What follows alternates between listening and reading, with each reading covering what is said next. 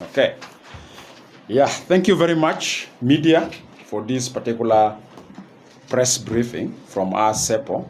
So my name is Edmond Yakane, Executive Director of CEPO. Today's press briefing is in line with the new political milestone, as you are aware, that tomorrow, 22nd February 2025, the country will be commencing the newly extended 2 years transitional period, as you are aware. And we feel as an organization, as a stakeholder to the revitalized peace process or the political transition process, to hold this press conference. And this press conference is mainly focusing on our opinion or our agenda for the upcoming newly extended transitional period, which is February 2025 to 2027. We feel that this time round, we need to demand political accountability from our leaders in the government and the leaders of the party signatories to our access, because this is the fourth extension of the transitional period. And we are aware that the previous extended transitional period did not meet the expectations of the citizens due to limited political commitment, political sincerity, political will from the party signatories to our access. The newly extended transitional period, 2025-2027, was very low welcomed and appreciated by the citizens due to the experience of the previous transitional period, which resulted to the postponement of the scheduled national general elections. And as you are aware, I said this is the fourth one, almost twice the elections were being postponed. As the newly extended transitional period for 2025-2027 is rolling out tomorrow, on the 22nd February 2025, we have the following 5 asks and concerns to raise to the attention of the leadership of the government at the presidency and the leadership of the party signatory to our access. Our 5 asks are as follows. Number 1, we are asking for renewal of political pledge and change of political attitudes for availing a high trust and confidence for working together towards successful political transition from 2025 to 2027 as required urgent political decisions. And we feel the urgent political decisions that require timely and genuinely are mainly on the following 2 tasks that are very important. 1, unification of the forces as declared by the newly reconstituted leadership of the National Transitional Committee. CEPO welcomed the recent declaration of the new leadership of MPTs that the unification of the forces will be finalized within a period of 9 months, which it means by the end of October 2025, forces were unified. So this is number 1 we're asking because it's very important factor in creating a good enough condition for the elections. But also the second one, we're asking for the preparation for the country to hold election in a legal way. And why we say legal way? Because we have seen a contradiction between the timeline for the constitutional making process, which is 18 months, within the 24 months, we feel that timeline is contradicting the timeline of the elections. But also we feel that the urgency for political decision around population census, and you might have seen also recently the leadership of the National Census Bureau say they need money because time is running out and they need 2 years to complete the population census. So if you equate 18 months for the constitutional making process and 2 years for the population census, that is not going in line with the timeline for the elections or the legal framework for holding of the elections. And that's why we feel these 2 elements is really required a quick political decisions. Our second ask is having a civic and open political space, or what we call as unrestricted civic and political space to be embraced by the political leadership at the states and national level as per the resolutions of the governors' forums that were being held and the presidential directives on open civic and political space, and also per the recent country declaration on open civic and political space, which the declaration was signed by political parties, civil society, and media. And I would like to insist that if the country is preparing for elections without any open civic and political space, the likelihood of citizens' ownership of the electoral process will be low, because it means civic education will be very low. Our third ask is that we're asking for timely and genuine funding to the institutions that were tasked to implement the pending task of the R access, and especially those tasks that are associated with the creation of a good enough condition for the 2026 elections. Our fourth ask is that the month of October 2025 determines the country readiness for the conduct of the elections of December 2026. Here, what do we mean? We mean that all the tasks associated with the creation of a good enough conditions for the conduct of the election in December 2026 are required to be completed by October 2025. Let me give a bit of elaboration on this. What does it mean? If you look at the timeline of the electoral law was saying all constituencies for December 2026 elections must be declared 12 months before holding of the elections. That means December 2025, we need to be having a clear information on geographical constituencies for the 2006 elections. We need to be having a clear voters registration. It means the voters that are ready to vote in the elections by December of this year should be ready. We need to make sure that political parties are prepared for the elections. So it means October of this year is a very critical deadline for determining the country preparation for the holding of the elections. While October this year, if you compare the timeline of the electoral and you compare with the timeline of the conditions that need to be made for the elections to conduct place, for instance, unification of forces, is good enough now that NPC told us that by October this year, they'll finalize the final phase of the unification of forces. But will Constitution be ready by December 2025? No. Will population census be ready by December 2025? No. And that's why October 2025 are critical. And this takes us to the other calls that we have been making. We have been demanding that the political leaders need to make a decision, either to delink elections from constitutional making process and from the population census. Because if we don't delink elections from the required timeline for the constitutional making process and for the census, there's a high chances that the country may not hold elections. Or they should make a decision that they will use the 2010 geographical constituency and the regional proportions to conduct the elections of December 2026. The final ask we're throwing out that with the positive spirit of embracing inclusive government towards December 2026 elections through the Tumaini initiative, peace mediation between the government and the opposition, some of the opposition that are not signal to our access, we are requesting this to be finalized and operationalized at least before October 2025. So it means if Tumaini is to come for operation to live as an agreement between the government and the parties that are not signal to our access, by October 2025, it should be operationalized. Otherwise, if this goes beyond October 2025, it means we're expecting more further extension. CEPO will be undertaking the following actions for claiming and demanding for more functional political accountability. So we as an organization will be undergoing the following tasks to demand for more political accountability. What are they? One, by mid of March, which is next month, we will hold what we call the Stakeholders Conference on the Transitional Period 2025-2026 agenda setting. And this means as CEPO, we'll be working together with the media, with the other family of the civil society, being youth, women, religious leaders, for us to sit as a stakeholders to set an agenda for 2025. Why? Because we feel this is a last transitional period extension. And as you are aware that there's already a court case for blocking the current transitional process, we will keep on advocating that there's no way out for the government to proceed beyond 2027 in terms of extension of the transitional period. That means if they don't commit themselves, the next thing is that they have to establish an interim government. So the incumbent government have to resign. Our second thing is that we'll be holding monthly media briefing on the transitional period performance. So this briefing, we'll be holding it monthly to make sure we're demanding for political accountability. Finally, as a CEPO, with other stakeholders, we'll be releasing a quarterly national transitional indicators on compliance and non-compliance. What I mean here, we mean quarterly. After every 4 months, we shall have a national report. So it means our next one will be targeting the month of May, where we shall produce, have the government show compliance with what is required for creation of good enough conditions for elections, or there's no compliance. So that we can demand with an evidence-based the government commitment in terms of political commitment, will, and sincerity. Finally, CEPO is urging the leadership of the newly reconstituted National Transitional Committee, NPTC, presidency, and the party signatory to our access to hold an urgent inclusive workshop for review of the implementation matrix for the newly extended transitional period 2025-2027.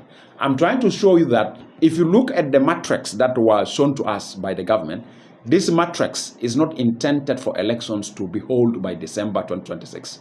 Actually, this matrix is demanding more further extension, and that's why we're demanding that there's a need to have a workshop of all stakeholders so that we can review the matrix, really recommit ourselves to the elections. Additionally, CEPO is urging the new leadership of NPTC to hold regular media briefings on performance in implementing the pending task of the R access. This is to embrace transparency and political accountability. We hope that the new leaders of NPTC should hold media briefings throughout, so that at least they will tell us where are they. For example, they have now promised the country that in 9 months, the unification of forces will be delivered. While also we know that our national revenue have been used for the implementation of the agreement, we need to see also financial accountability in terms of transparency. So we hope that the new leadership of NPTC under General Kwal Manyang will hold regular media briefings so that we check for transparency and accountability. In conclusion, I know that the question of civic and political space is a really issue that we need to bring forward. For instance, we have seen recent incidences towards journalists.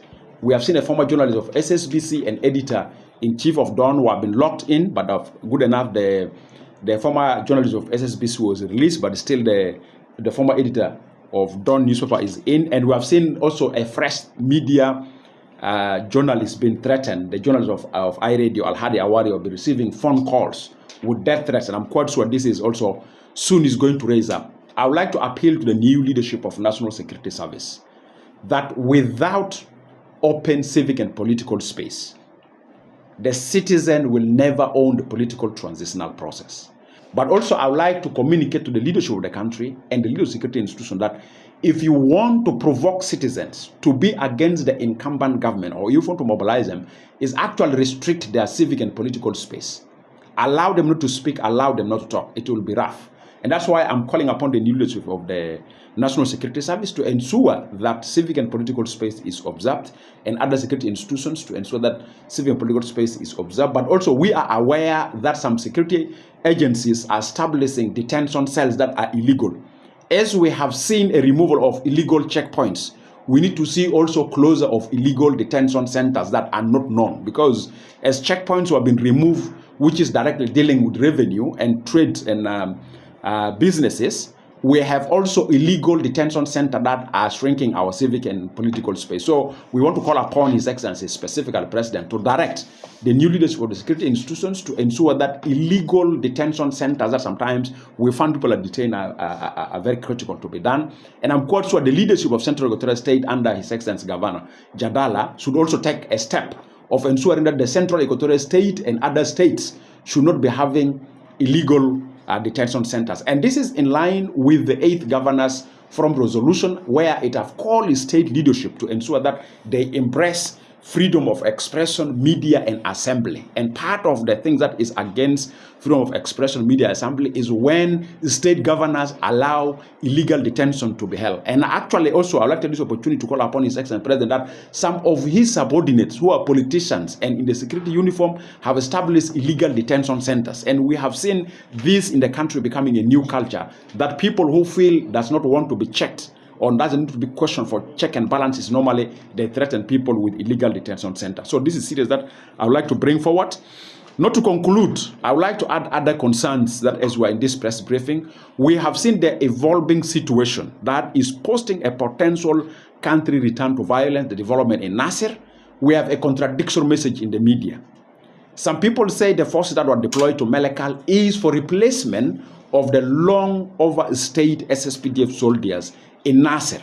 If it's a replacement, it's a good faith, we welcome it, because it's something we have called for, that the SSPDF soldiers in Nasir are misbehaving because they have overstayed since 2013, some of them. They need to be replaced in order to have a new blood. If it's a replacement, that's what we want.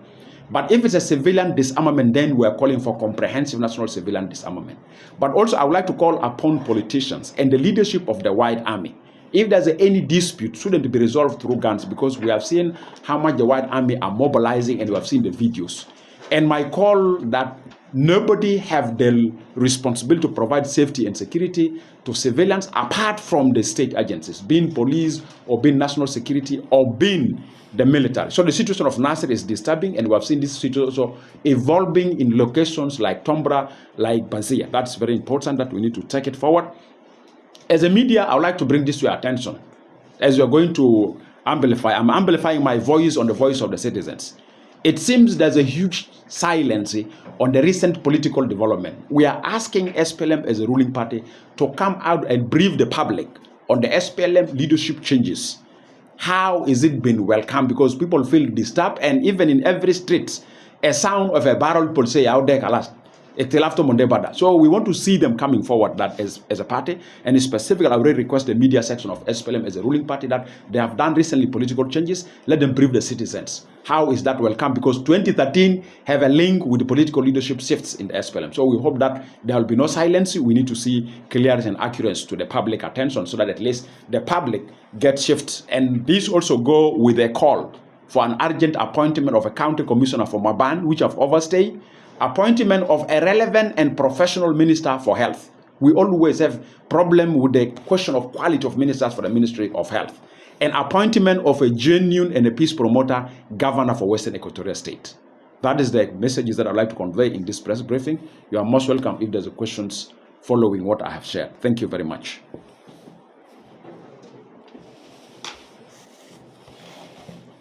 My brother from Mirai, they will share. You're a journalist. I hope you're not like politicians, you hold back your information.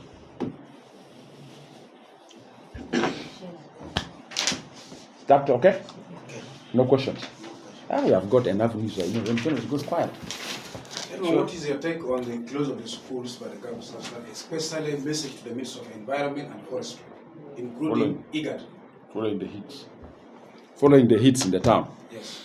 Obviously, these heats are very clear as a part of a climate change that we have had, and good enough that the Ministry of General Education have taken into account these heats. Remember, these heats have linked to do with meningitis, and we have huge citizens in the country, and we know that our financial capability in providing medical services to the population is very low. So I think I welcome it, and I appreciate the Minister of General Education for closing the schools, because following the heats is not for the first time, is for always. But also this tells you that government, in terms of the budget, now need to put money. Instead of us putting money for buying tanks, let's put money for buying ACs for public schools. Otherwise, private schools have all the prerogative to improve the learning environment for students, but also the Ministry of Health need to really increase first aid as our children are facing the heat, including the population in the country. So that's my take. Thank you. Okay. في واحد من التجار اتكلم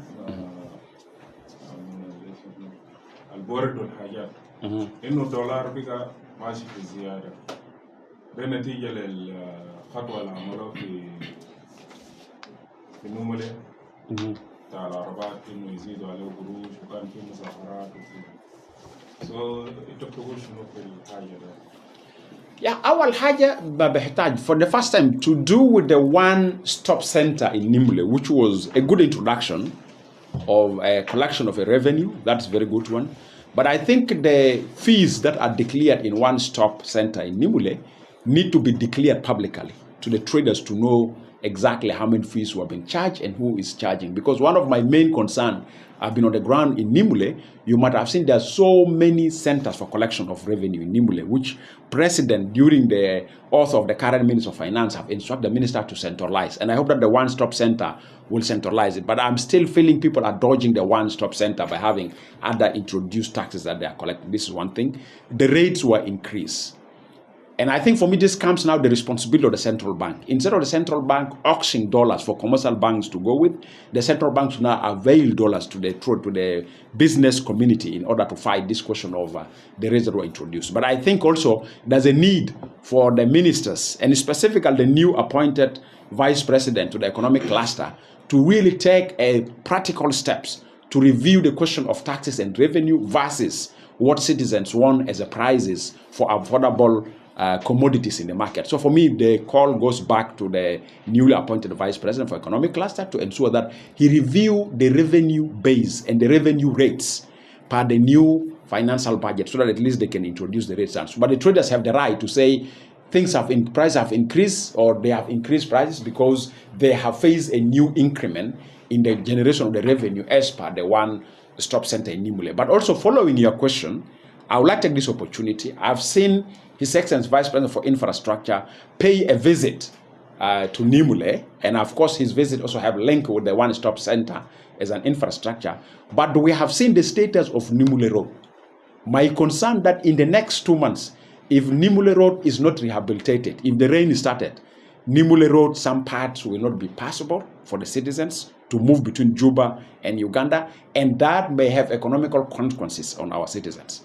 So I would like to call upon the leaders of the country, and specifically His Excellency President, to ensure that there's an urgent response to the status of Juba-Nimule Road, and specifically also the new Vice President for the economic cluster. That falls under him, and good enough that, but then he was engaged in the infrastructure projects where we have oil for road. I hope that if there's any resources, we must make sure that the status of Nimule Road is improved, should be passable during the rain season, so that it helps the citizen in the country. But at least there's a need to do something around the Nimule Settlers Road, and this also makes me to take this opportunity to welcome the acceptance of the newly appointed Vice President, the Chairperson of the Economic Cluster, in his speech that he wished to ensure that the country will hold the first National Agricultural Conference, which we have called before. This country is rich, this country can produce food, but political decision for making agriculture as a priority is required. We have seen so many political decisions for war to be a national priority, but not agriculture to be a national priority. This time round, we need to see political decisions where agriculture has been made as a national priority more than the wars that we have been facing, and the wars have huge disasters on our population. Thank you very much.